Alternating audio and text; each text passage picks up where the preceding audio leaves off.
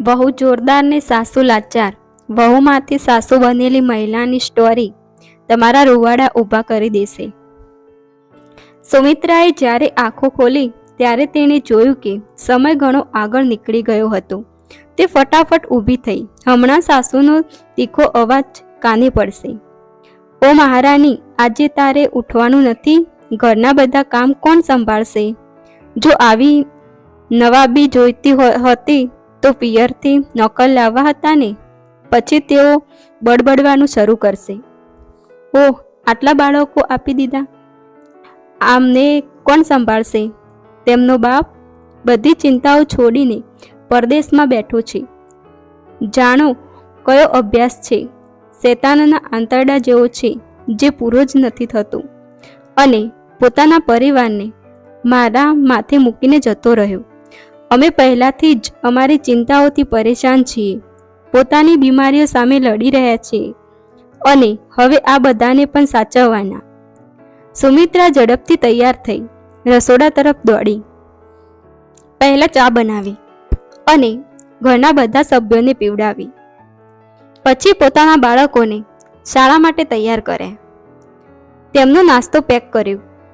જ્યારે તેમણે સ્કૂલ બસમાં બેસાડીને પરત આવી ત્યારે તે થાકી ગઈ હતી. અત્યાર સુધી તેણે ચાની ચૂસકી પણ પીધી ન હતી. સાચું કહું તો તેને ચા પીવાની આદત નહોતી. તેને બાળપણથી જ દૂધનો શોખ હતો. તેના પિયરમાં ગાયો અને ભેંસો રાખતા એટલે દહીં અને દૂધ મળી રહેતું હતું. તે લગ્ન કરીને જ્યારે તેના સાસરે આવી હતી ત્યારે તેણે ડરતા ડરતા પોતાની સાસુને કહ્યું હતું કે તેને ચા પીવાની આદત નથી, તેને દૂધ પીવું ગમે છે. સાસુએ મોઢું બનાવીને કહ્યું, દૂધ કોને ન ગમે? પરંતુ શહેરોમાં દૂધ ખરીદીને પીવું પડે છે. અહીં તારા સસરાના પગારમાં દૂધવાળાનું બિલ ભરવું ભારે પડે છે. જો બાળકોને દૂધ મળે તો તેને ભાગ્યશાળી ગણવા. એ પછી સુમિત્રાએ ફરી મોઢું ખોલવાની હિંમત ન કરી. તેણીએ પોતાની કમર કસી અને કામ પર લાગી ગઈ. ઘરમાં એક કામવાળી આવતી, પણ જ્યારે તે રજા પર હોય ત્યારે સુમિત્રાએ તેનું કામ સંભાળવું પડતું. જો તે ન આવે તો બધા સુમિત્રાને શોધતા રહેતા અને તે ઝાડુથી લઈને સફાઈના દરેક કામમાં લાગી જતી. ઘરમાં ઘણા સભ્યો હતા. એક દીકરી હતી જે તેના પિયરમાં તેના પરિવાર સાથે રહેતી હતી. તેનો પતિ ઘર જમાઈ હતો અને સાસુનો ખૂબ લાડલો હતો. સુમિત્રા ઉપરાંત 2 દેરાણીઓ પણ હતી, પણ એ વહુઓ મોટા ઘરમાંથી આવી હતી અને સાસુની એમને જરાય પડી નહોતી. લગભગ દરરોજ તે ઘરની બહાર કારણ વગર આંટા મારવા નીકળી જતી. ક્યારેક મલ્ટીપ્લેક્સ થિયેટરમાં ફિલ્મો જોતી તો ક્યારેક ચાટ પકોડી ખાતી. સુમિત્રાને પણ ફરવાનું ખૂબ મન થતું, પણ તેના આ શોખ માટે પૈસા જોઈએ છે જે તેની પાસે ન હતા. તેનો પતિ લંડનમાં ડૉક્ટરનું ભણવા ગયો હતો. તેને કહ્યું હતું કે તું થોડા દિવસ માતા પિતા સાથે અહીં રહેજે. થોડી તકલીફ થશે, પરંતુ માત્ર થોડા સમય માટે. ફોર્સનો અભ્યાસ પૂરો થશે અને નોકરી મળી જશે એટલે હું તમને લઈ જઈશ અને પછી આપણા દિવસો પાછા આવી જશે. સુમિત્રા સંમત થઈ ગઈ.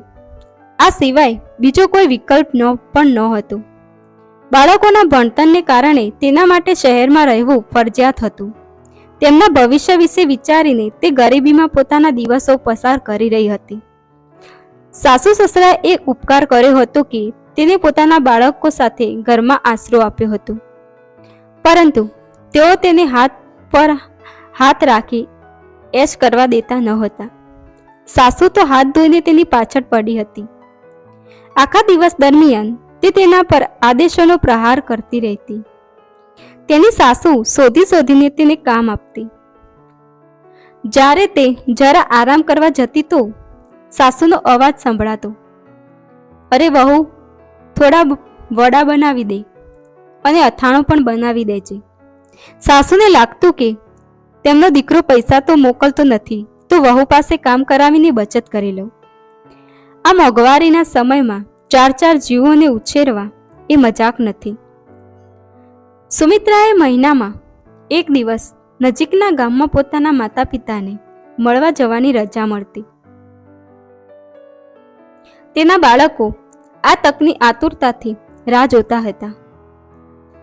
જતી વખતે તેના સાસુ તેના હાથમાં બસની ટિકિટના પૈસા આપીને કહેતા કે તારા માતા પિતા પાસેથી પાછા આવવાનું ભાડું લઈ લેજે. વર્ષમાં એકવાર બાળકોની શાળાની રજાઓ દરમિયાન સુમિત્રાને તેના પિયરમાં રહેવાની છૂટ હતી. તે દિવસો તેના માટે ખૂબ જ ખુશીના રહેતા. તે પોતાના બાળકો સાથે ગામની ખુલ્લી હવામાં ખૂબ જ મસ્તી કરતી. પોતાના બાળકોની સાથે તે પોતે પણ બાળક બની જશે. તે સમયે પિયરના ઘરના કામકાજની તે કાળજી લેતી નહીં. થાળીમાં પોતાની પસંદગીનું ભોજન ન જોઈને તે રિસાઈ જતી. તેના માતા પિતા તેની મજબૂરી જાણતા હતા. તે તેની વેદનાથી વાકેફ હતા. તેઓ તેને માન આપતા, તેને શક્ય તેટલી મદદ કરતા, તેના અને તેના બાળકો માટે નવા કપડાં લેતા, સુમિત્રાને ભેટમાં એકાદ નાનું ઘરેણું આપતા. જ્યારે તે માતા પિતાને આપેલી ચીજ વસ્તુઓ પોતાની સાસુને બતાવતી ત્યારે તે મોઢું બગાડીને કહેતી, બસ તારા મા બાપે આટલું જ આપ્યું. આ બાળકો આ મીઠાઈ એક જ દિવસમાં ખાઈ જશે. અને આ સાડી, હું એવું લાગતું નથી કે આ અસલી જરી છે. અને આ ઘરેણા, મહારાણી આ મારી દીકરીને ન દેખાડતી, નહીં તો તે આવું લેવાની જીદ કરશે. અને એવું મારા માટે શક્ય નથી. સુમિત્રાએ લાચારીથી ઘરેણા બોક્સમાં બંધ કરીને રાખવા પડતા. તે વાતો તો સહન કરી લેતી, પણ જ્યારે તેની સાસુ ખાવા પીવાની બાબતમાં ભેદભાવ કરતી ત્યારે તેના સાસુ આંસુ નીકળી જતા. જ્યારે પણ ઘરમાં કોઈ સારી વસ્તુ બનતી ત્યારે તે સૌથી પહેલા સસરા અને પુત્રોના ભાગમાં જતી. પછી બાળકોને તે મળતું. ક્યારેક એવું બનતું કે મીઠાઈઓ કે બીજી વાનગીઓ ખતમ થઈ જતી અને સુમિત્રાના બાળકો તમાશો જોતા રહેતા. તેમને કંઈ મળતું નહીં. સુમિત્રાના પિયરથી કોઈ નજીકના સંબંધી આવતા તો ઘરનું બીજું કોઈ તેમને પાણી પણ પૂછતું નહીં. એકવાર સુમિત્રા તાવથી તપી રહી હતી. તે ખૂબ જ નબળાઈ અનુભવી રહી હતી. આખો દિવસ રૂમમાં હતી, છતાં પણ કોઈએ તેની હાલત જાણવાની કોશિશ પણ ન કરી. જ્યારે તેનાથી રહેવાયું નહીં તો તે ધીમે ધીમે ચાલીને રસોડામાં આવી. તેને કહ્યું, મમ્મી, એક ગ્લાસ દૂધ મળશે? મારાથી હવે ઊભા પણ નથી રહેવાતું. દૂધ? સાસુએ મોં ફાડીને કહ્યું. અલી વહુ, અહીં દૂધ સૂંઘવા નથી મળતું અને તું એક ગ્લાસ દૂધ માગે છે? તું કહે તો થોડી કડક ચા બનાવી દો. ના, રહેવા દો, તેણીએ કહ્યું. જ્યારે તેના માતા પિતાને આ વાતની જાણ થઈ તો તેમણે આગ્રહ કરીને તેના ઘરે એક ગાય મોકલી. અરે બાપરે, આ શું? વહુ, આ ગાયનું ધ્યાન કોણ રાખશે? આ ઉંમરે મારાથી આ બધું નહીં થાય. ચિંતા કરશો નહીં મમ્મી, હું બધું કરીશ. ઠીક છે, તારે જે કરવું હોય તે કર, પણ એક વાત કહી દઉં, ઘરમાં ગાય આવી જાય તો બધાને દૂધ મળશે. એવું ન થાય કે તું ફક્ત તારા બાળકો માટે જ દૂધ રાખે. ઠીક છે મમ્મી, સુમિત્રાએ માથું હલાવ્યું. ઘરના કામકાજ સિવાય તે ગાયની સંભાળ રાખીને ખૂબ થાકી જતી, પણ બીજો કોઈ રસ્તો પણ ન હતો. દિવસોની ગણતરી કરતા એ ઘડી પણ આવી ગઈ જ્યારે તેનો પતિ રજનીશ લંડનથી પાછો ફર્યો.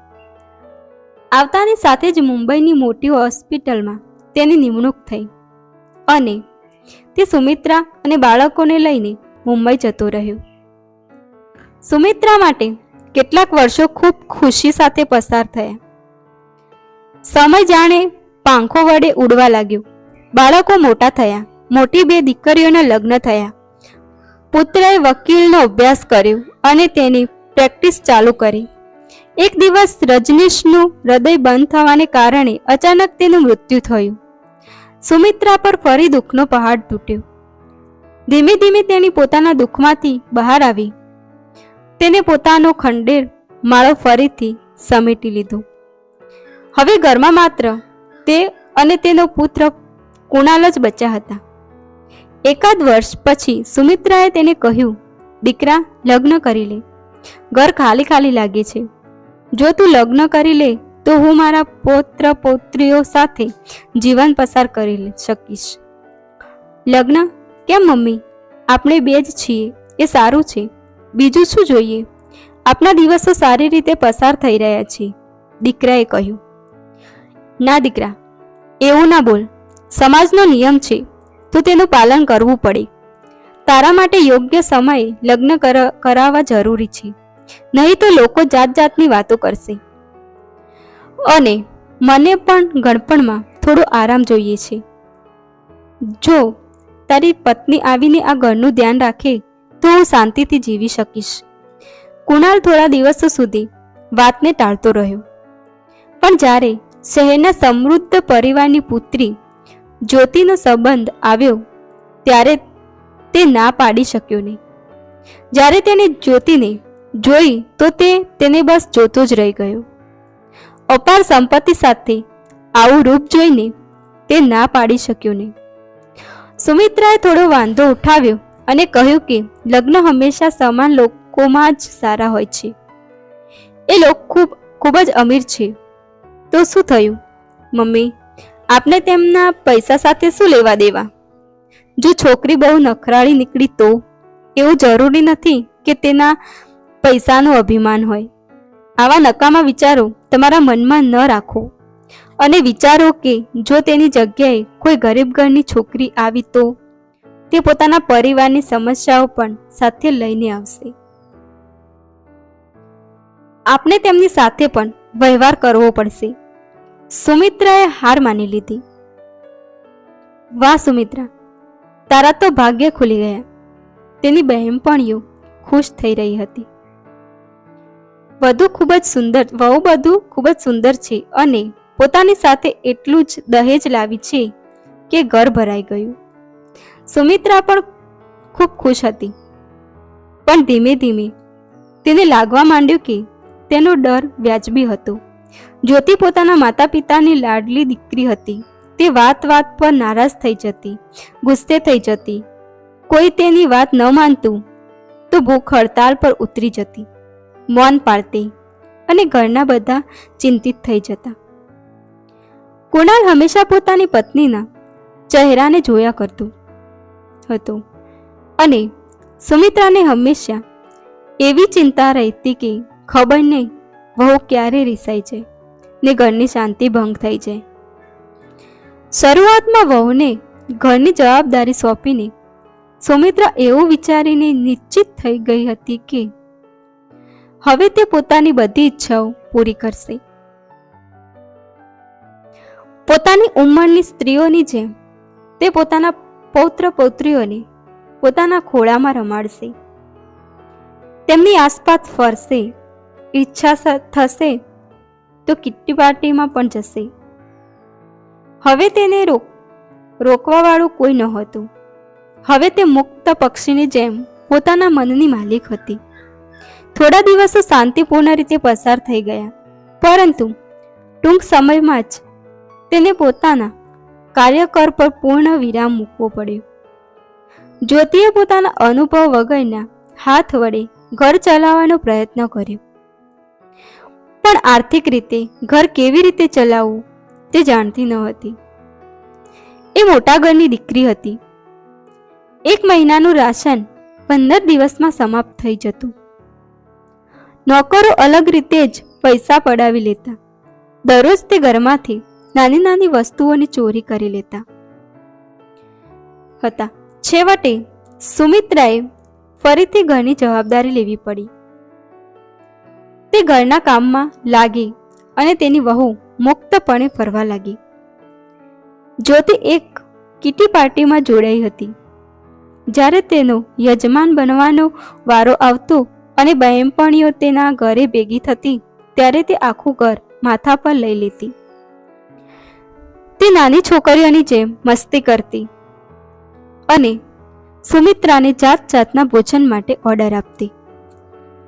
શરૂઆતમાં સુમિત્રાએ આ બધું ગમ્યું, પણ ટૂંક સમયમાં જ તે થાકી ગઈ. તેને મનમાં લાગ્યું કે ક્યાંક કંઈ ખોટું થઈ રહ્યું છે. તેનો પુત્ર આખો દિવસ પોતાના કામમાં વ્યસ્ત રહે છે, વહુ પોતાની મોજમાં મસ્ત છે અને સુમિત્રા ઘરની સમસ્યાઓમાં વ્યસ્ત છે. દિવસે ને દિવસે તેની વહુ બગડતી જાય છે અને સુમિત્રા મોઢું ખોલીને કંઈ બોલી પણ શકતી નથી. જ્યોતિની આદતો ઘણી નવાબી હતી. સવારે ઉઠતાની સાથે જ તેને બેટપટ્ટી આદત હતી. જો સુમિત્રા ચા બનાવે કે નોકર ન હોય તો તેના પતિ કુણાલે આ કામ કરવું પડતું. આ કારણે સુમિત્રા ખૂબ ગુસ્સે થઈ જતી. એકવાર તેને જ્યોતિને પ્રેમથી સમજાવવાની કોશિશ પણ કરી. વહુ, તું સવારે વહેલા ઉઠીને તારા પતિને તારા હાથની ચા પીવડાવે તો કેટલું સારું કહેવાય. ઘરમાં 1000 નોકર હોય તો પણ પતિને પત્નીના હાથની ચા ગમે છે. મમ્મી, મારાથી એવું નહીં થાય, જ્યોતિએ મોં બગાડતા કહ્યું. હું સવારે વહેલી ઉઠતી નથી. કોઈ મને બેડ પર જ ચાનો કપ આપે તો જ મારી આંખો ખુલે છે. ભલે ઘર મહેમાનોથી ભરેલું હોય કે કોઈ આવજા કરે, જ્યોતિને તેની ચિંતા ન હતી. તેનું એક ટાઈમ ટેબલ હતું. તે સવારે જોગિંગ કરવા અથવા હેલ્થ ક્લબમાં જતી. લંચના સમય સુધી બહાર જ રહેતી. ક્યારેક બ્યુટી પાર્લર જવાનું તો ક્યારેક શોપિંગ. બપોરે બહેનપણીઓના ઘરે ભેગા થવાનું. તે આખો દિવસ ટાઈમપાસ કરતી. સુમિત્રા ઘર સંભાળીને થાકી જતી. તેને પોતાના કામ માટે સમય મળતો ન હતો. તે મનમાં ગુસ્સે થતી, પણ ફરિયાદ કરે તો પણ કોને કરે. કુણાલ તેની પત્ની પાછળ ગાંડો હતો. તે તેના વિશે એક શબ્દ પણ સાંભળવા તૈયાર ન હતો. ધીમે ધીમે ઘરમાં પરિવર્તન આવ્યું. જ્યોતિને 2 બાળકો થયા. હવે તે થોડી જવાબદાર બની ગઈ હતી. તેને ઘરની ચાવીઓ લઈ લીધી. નોકરને નિયંત્રણ કરવા લાગી. સ્ટોરરૂમને તાળું મારી દીધું હતું. તેણે એક રૂપિયાનો હિસાબ રાખવાનું શરૂ કર્યું. એટલું જ નહીં, તેને પરિવારના સભ્યોના સ્વાસ્થ્યનું પણ ધ્યાન રાખવાનું શરૂ કર્યું. બાળકોને જ જંક ફૂડ ખાવાની મનાઈ હતી. ઘરમાં વધુ તળેલી વસ્તુઓ બનતી ન હતી. સુમિત્રાની વૃદ્ધાવસ્થામાં જીભ વાસી થઈ ગઈ હતી. તેને મીઠાઈ વગેરે ખાવાની ઈચ્છા હતી, પણ ઘરમાં આવી વસ્તુઓ લાવવાની મનાઈ હતી. જ્યારે તેણીએ પોતાની પુત્રીઓને કહ્યું તો તેઓએ સમજાવ્યું, મમ્મી, આ નાની નાની વસ્તુઓને વધુ મહત્વ ન આપો. તમારે જે ખાવું હોય તે જાતે મંગાવીને રાખો અને ખાઓ. સુમિત્રાએ એમ જ કર્યું. તેને રાહતનો શ્વાસ લીધો. મોડેથી તો મોડેથી પણ વહુને અક્કલ તો આવી. સુમિત્રાએ વિચાર્યું કે હવે હું પણ બાકીનું જીવન પોતાની શરતો પર જીવીશ. ઈચ્છું ત્યાં ફરીશ, જે ઈચ્છું તે કરીશ. પણ ક્યાં? તેના પર હજારો પ્રતિબંધો લાગી ગયા હતા. જ્યારે પણ તે પોતાનો કોઈ કાર્યક્રમ બનાવતી ત્યારે જ્યોતિ તેને અટકાવતી. અરે મમ્મી, તમે ક્યાં ચાલ્યા? આજે મુન્નાનો જન્મદિવસ છે અને અમે બાળકોની પાર્ટીનું આયોજન કર્યું છે. જો તમે હાજર નહીં હો તો કેવી રીતે ચાલશે? ઓહ, મુન્નાનો જન્મદિવસ છે? મને યાદ પણ નહોતું. આજ તો સમસ્યા છે તમારી છે, તમે બધું ભૂલી જાઓ છો. શું કરું વહુ, મારી ઉંમર થઈ ગઈ છે. એ જ તો તે દિવસે તમે તમારો કબાટ ખુલ્લો મૂકીને બહાર ગયા હતા. તે સારું હતું કે મેં જોઈ લીધું. જો કોઈ નોકરની નજર પડી હોત તો તેને તમારા પૈસા અને દાગીના પર હાથ સાફ કર્યા હોત. તમે મને એ ઘરેણાં આપી દો. હું તેને બેંકમાં લોકરમાં રાખી દઈશ. જ્યારે તમે પહેરવા માંગો ત્યારે હું તેમને લઈ આવીશ. ઠીક છે, પણ હવે આ ઉંમરે મારે ઘરેણાંનું શું કરવું? વહુ, હું તને અને લીલા અને સલાને બધું આપી દઈશ. એક બીજી વાત, મમ્મી, હવે તમે રસોડામાં ન જાઓ. શા માટે? તે દિવસે તમે ખીરમાં ખાંડને બદલે મીઠું નાખ્યું હતું. રસોઈયો બળબડતો હતો, અરે વહુ, હવે મને આંખે ઓછું દેખાય છે અને કાને પણ ઓછું સંભળાય છે નહીં. તમારી બાજુમાં રહેતું ટેલિફોન સતત રણકતો રહે છે અને તમે ફોન ઉપાડતા નથી. હા મમ્મી, કુણાલે કહ્યું. તને ખબર નથી કે દિવસને દિવસે શું થઈ રહ્યું છે? તારી યાદશક્તિ નબળી પડી રહી છે. યાદ છે તે દિવસે તે અમને બધાને કેટલી મુશ્કેલીમાં મૂક્યા હતા? સુમિત્રાએ અપરાધ ભાવે માથું નમાવ્યું. તેને એ દિવસ યાદ આવી ગયો જ્યારે રોજની જેમ તે સાંજે ફરવા નીકળી હતી અને ચાલતા ચાલતા ખબર નહીં ક્યાં પહોંચી ગઈ હતી. તેને આજુબાજુ જોયું તો તે જગ્યા સાવ અજાણી લાગી. તેના મનમાં ડર બેસી ગયો. હવે તે ઘરે કેવી રીતે પહોંચશે?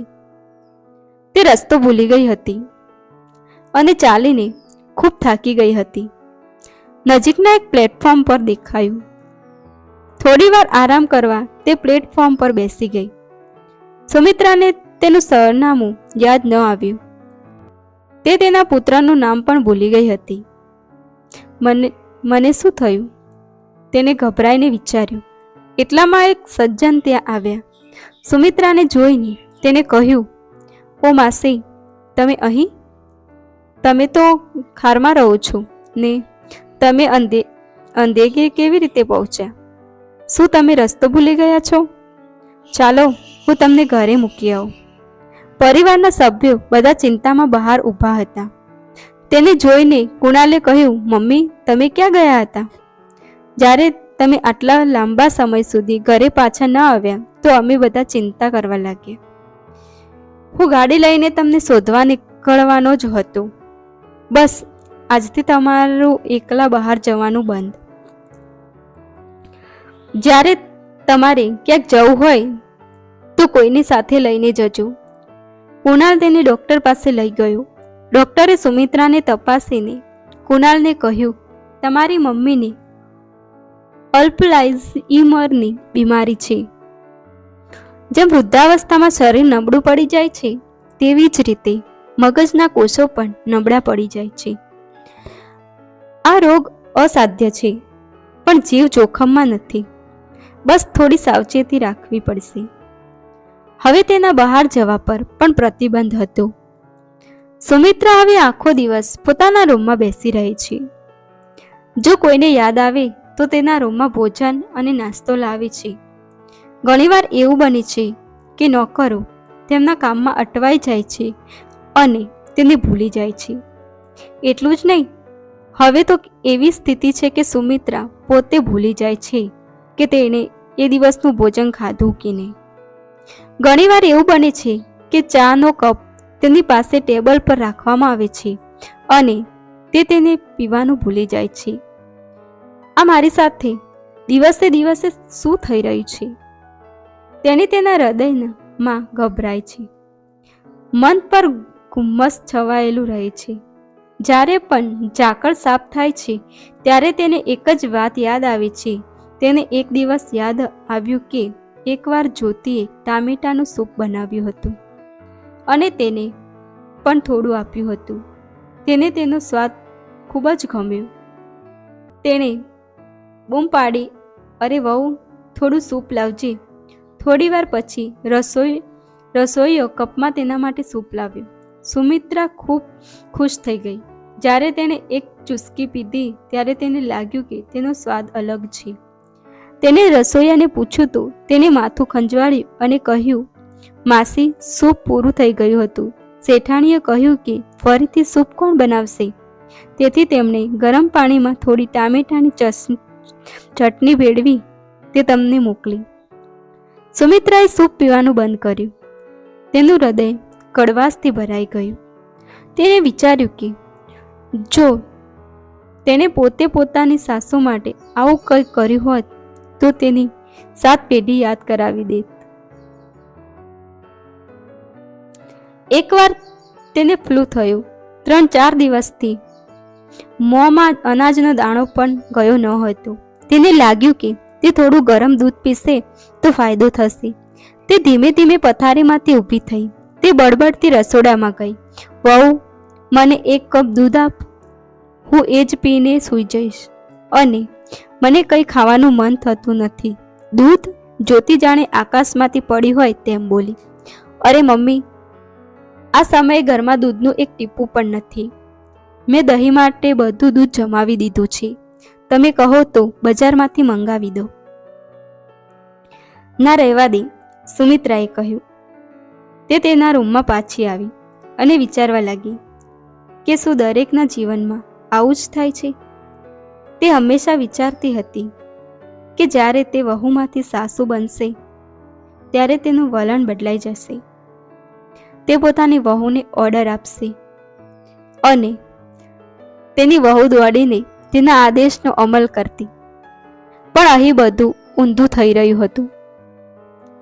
કહેવા માટે તે સાસુ હતી, પણ તેના હાથમાં ઘરની લગામ નહોતી. તેની કોઈને ચિંતા નહોતી. તેની હાલત કુણાલના પ્રિય કૂતરા કરતાં પણ ખરાબ હતી. જો કૂતરાની તબિયત ક્યારેક બગડતી હોય તો તેને એસી કારમાં બેસાડીને તરત જ ડૉક્ટર પાસે લઈ જવામાં આવતું. પણ સુમિત્રા તાવમાં તપી રહી હોય તો તેની ખબર પૂછવાવાળું કોઈ નહોતું. તેની હાલત માટે તે કોને દોષ આપે? તેણીએ લાગ્યું કે તેણીને અનિચ્છનીય મહેમાન તરીકે છોડી દેવામાં આવી છે. તે અવગણેલી વસ્તુની જેમ તેના રૂમમાં પડેલી હોય છે, અથવા તો હેતુ વિના ઘરમાં ફરતી રહે છે.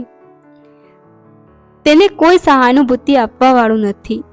તે દિવસો ગણી રહી છે કે ક્યારે તેનો શ્વાસ તૂટે અને દુનિયામાંથી કૂચ કરે. સાસુ હોવા છતાં તેની હાલત આવી છે, આ વાત તેને સમજાતી નહોતી. એક સમય એવો હતો જ્યારે વહુ એટલે દબાયેલું ભયભીત પ્રાણી જેનું અસ્તિત્વ જ નહોતું, જે અવાચક હોય બધું સહન કર્યા કરે. પણ આજના જમાનામાં વહુની વ્યાખ્યા બદલાઈ ગઈ છે. આજની વહુ દબંગ છે. તે મજબૂત છે. ઈંટનો જવાબ પથ્થરથી આપે છે. કોઈ તેને એક કહે તો તે 10 સંભળાવી દે છે. તે કોઈને તેના ખભા પર હાથ મૂકવા દેતી નથી. તમારે તેની સાથે કાળજીપૂર્વક વ્યવહાર કરવો પડે છે. તેની તેના માતાના સંબંધીઓ પર ટિપ્પણી કરતાની સાથે જ ગુસ્સે થઈ જાય છે. રણચંડીનું રૂપ ધારણ કરે છે. તેને યાદ આવ્યું કે જ્યાં સુધી તેની સાસુ જીવતી હતી ત્યાં સુધી તે હંમેશા કહેતી કે અરે વહુ, આ વાર સારી રીતે મગજમાં ફિટ કરી રાખજે કે તારો પતિ પછી છે અને મારો દીકરો પહેલો છે. એ તારા માટે આકાશમાંથી નહીં આવ્યો. મેં તેને 9 મહિના તેને મારા ગર્ભમાં રાખ્યો છે અને જન્મ આપ્યો છે અને તેને ઉછેર્યો છે. તેના પર તારા કરતાં મારો વધુ અધિકાર છે અને હંમેશા રહેશે. આ બધું સુમિત્રા જો જ્યોતિને કહેવા જાય તો જ્યોતિ કદાચ કહેશે કે મમ્મી, તમે તમારા પુત્ર સાથે રહો, હું મારા પિતાને ઘરે ચાલી, અને તમને છૂટાછેડા કાગળો જલ્દી જ મળી જશે. સુમિત્રા આ બધું વિચારવા લાગી. હાય, છૂટાછેડાની વાત કરીને વહુ આખા ઘરને ચૂપ કરી દેશે. સુમિત્રાનો દરેક રીતે પરાજય થયો. સિક્કાની બંને બાજુ વહુની સુમિત્રાએ માથું પકડી લીધું. તે આખી જિંદગી વિચારતી રહી કે તે સાસુ બનશે તો એશ કરશે, તેના ઘર પર રાજ કરશે. પણ આજે તેને લાગ્યું કે સાસુ બન્યા પછી પણ તેના જીવનમાં કંઈ ખાસ બદલાયું નથી. શું એ નવા જમાનાનો રિવાજ હતો કે વહુનું ભણતર હતું કે પછી ચિંતાની સંપત્તિનું જાદુ હતું કે પછી વહુના ઉછેરની કમાલ હતી? તેની વહુ તેજ, નીડર, મુક્ત, સ્વચ્છંદ, સક્ષમ અને તેના નામમાં અપવાદ છે. અને સુમિત્રા પહેલાં વહુ હતી અને આજે સાસુ બનીને પણ વહુ જ છે.